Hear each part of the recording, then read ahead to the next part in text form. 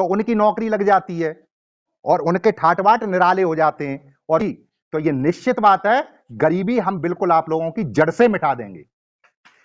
गरीबी को जा रहे थे तो एक मक्का पे टांड बना लेते हैं, उस पे एक बुजुर्ग थे, वो मक्का रखा रहे थे अपनी। अगर वीडियो पहली बार देख रहे हैं तो चैनल को सब्सक्राइब अवश्य करें, घंटे का बटन दबाकर और पर क्लिक कर दें ताकि हमारे आगामी प्रोग्राम का नोटिफिकेशन आप तक सबसे पहले पहुंच सके।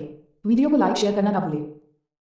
चाहेंगे कि सबसे पहले हमारे साथी और श्रद्धेय सत्येंद्र जी जो अध्यापक हैं वो आपको जो बताएंगे आप लोग ध्यानपूर्वक सुनेंगे और उनके स्वागत के लिए एक बार स्काउट क्लैप्स।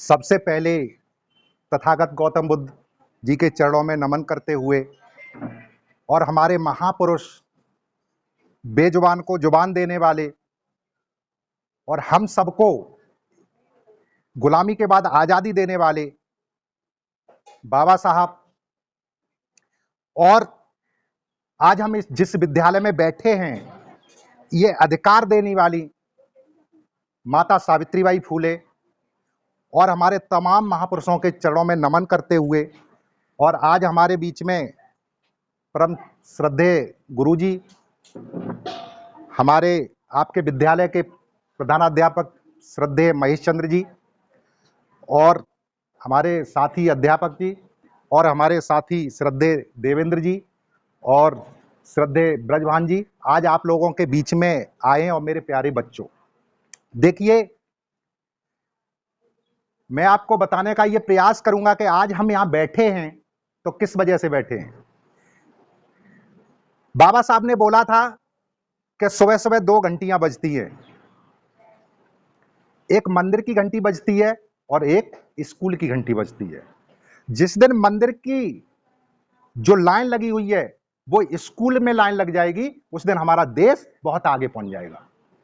प्यारे बच्चों, मैं बताना चाहूंगा, इससे पहले हमें शिक्षा का कोई अधिकार नहीं था। हम शिक्षा ग्रहण, खासकर बालिकाएं तो शिक्षा ग्रहण कर ही नहीं सकती थी, चाहे वो कोई भी हो। इसके लिए बहुत संघर्ष किया। हमारे सर जी ने आप लोगों को बताया भी होगा, माता सावित्रीबाई फूले ने इतना संघर्ष किया, उस संघर्ष के बाद आज आप लोग यहां बैठे हो। और एक बात बताना चाहूंगा कि हमारे जब बाबा साहब ने ये संविधान को लिखा तो संविधान में यह व्यवस्था की कि हमारे समाज के लोग, गरीब लोग हैं जिनके पास धन नहीं है, खाने के लिए सही तरीके से भोजन नहीं है और जमीन जायदाद कुछ भी नहीं है, ऐसे में हम लोग कैसे शिक्षा प्राप्त कर सकते हैं। तो आपके लिए संविधान में फ्री शिक्षा का प्रावधान किया। आप लोगों को फ्री शिक्षा मिलती है, यहां कोई पैसा लगता है? अब देखिए, आप जो फ्री में शिक्षा मिल रही है, जिन्होंने इतनी कुर्बानियां देने के बाद आपके लिए यह व्यवस्था की है, तो आप लोगों को शिक्षा को बहुत अच्छी तरीके से समझना होगा।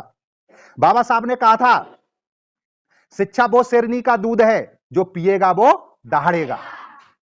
तो इसलिए आप लोगों को यदि हमारा कोई भी भला कर सकता है तो वो शिक्षा है। आपने देखा भी होगा, घर के आसपास देखा होगा, गांव में देखा होगा कि यदि 4 भाई हैं, 4 भाई में जिस भाई ने शिक्षा अच्छी तरीके से ग्रहण कर ली तो उनकी नौकरी लग जाती है और उनके ठाट-बाट निराले हो जाते हैं, और जो नहीं पढ़ पाते हैं, जो शिक्षा ग्रहण नहीं कर पाते हैं, उनकी स्थितियां आपने देखी होंगी। हमारे विद्यालय में, मैं भी प्राथमिक विद्यालय में ही पढ़ाता हूं, हमारे विद्यालय में अधिकांशतः बच्चे वो आते हैं जो बहुत गरीब तबके के लोग होते हैं। लेकिन प्यारे बच्चों, यदि आपने सही शिक्षा ग्रहण कर ली तो यह निश्चित बात है, गरीबी हम बिल्कुल आप लोगों की जड़ से मिटा देंगे। गरीबी को आप सिर्फ किताबों से बातें करिए, किताबों से दोस्ती रखिए, समय को बर्बाद मत होने दीजिए। मैं आपको एक एग्जाम्पल के थ्रू बताऊंगा कि शिक्षा क्या है। आप लोग सभी गांव में ही रहते हैं, सबके यहां लगभग भैंस होगी, भैंस दूध देती है। कितने रुपए लीटर बिकता है? 60 रुपए लीटर। भैंस का दूध कितने रुपए लीटर बिकता है? 60 रुपए लीटर। लेकिन उसी को शाम को सहेजा डाल देते हैं, जामुन को कहते हैं, कहीं सहेजा कहते हैं, उसको डाल करके उसका क्या बन जाता है? सुबह दही। और उस दही की कीमत पता है कितनी हो जाती है? 100 रुपए। कितनी हो जाती है? 100 रुपए।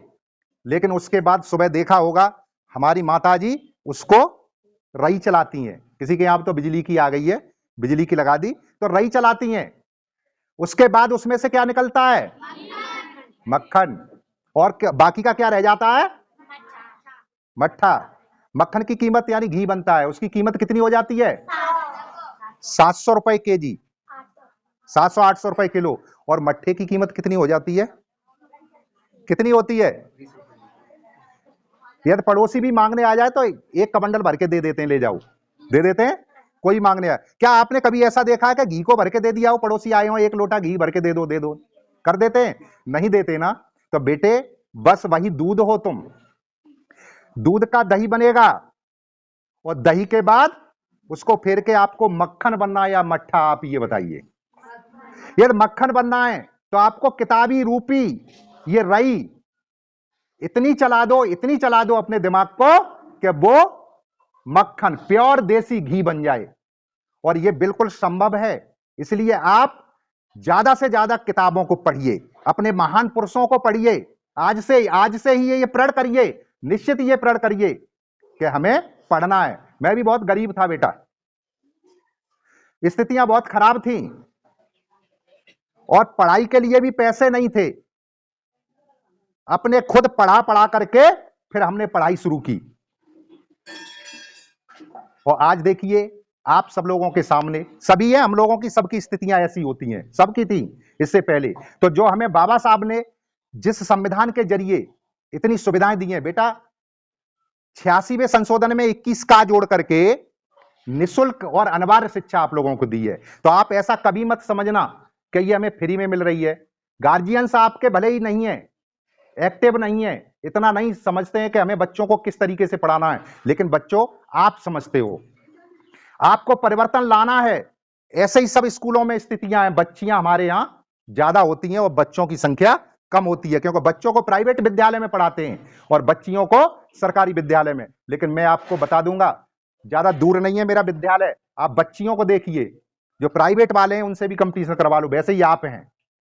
हम ये चाहते हैं कि बच्चों पे पैसे खर्च करिए और बच्चियों को हम पढ़ाएंगे और उनसे आगे निकाल करके दिखाएंगे आप लोगों को।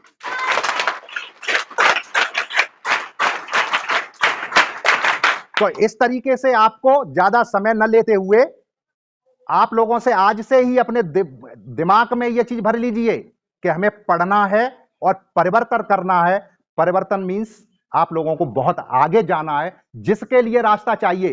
किसी भी बच्चे के, अब तो आप मान लो 8th क्लास में हो, लगभग 7th 8th में हो, जिस बच्चे को जहां जाना है, कहीं पर भी जाना है, किस क्षेत्र में रुचि है, क्या करना चाहते हो, ये सब बच्चे अपने आप बताएं, सर जी को बताएं और बताएंगे हम लोग कि कैसे आपको कहां पहुंचना है।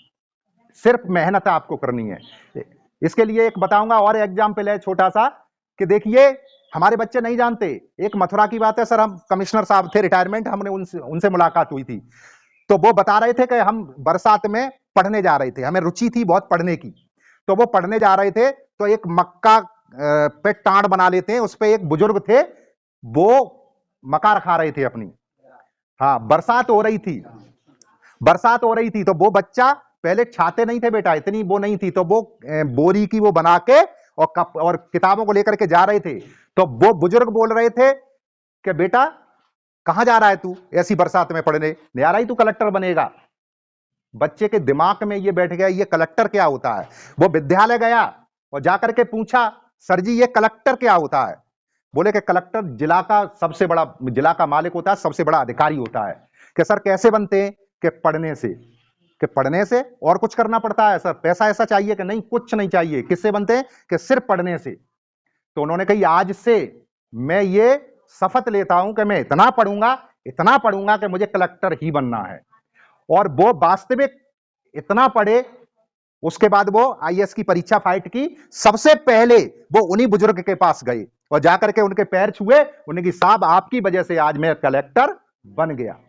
तो बेटा सिर्फ कुछ नहीं चाहिए, सिर्फ पढ़ाई चाहिए, आपकी मेहनत चाहिए। आपको कहां चलना है, पैसे की कोई वो नहीं है, आपको गरीबी मिटानी है, आप लोगों को अपने गांव का नाम करना है, अपने क्षेत्र का नाम करना है, तो सिर्फ पढ़ाई ही करिए और आप पढ़ाई से भी बहुत आगे पहुंच जाएंगे। इसी के साथ मैं अपनी वाणी को विराम दूंगा। जय भीम, नमो बुद्धाय।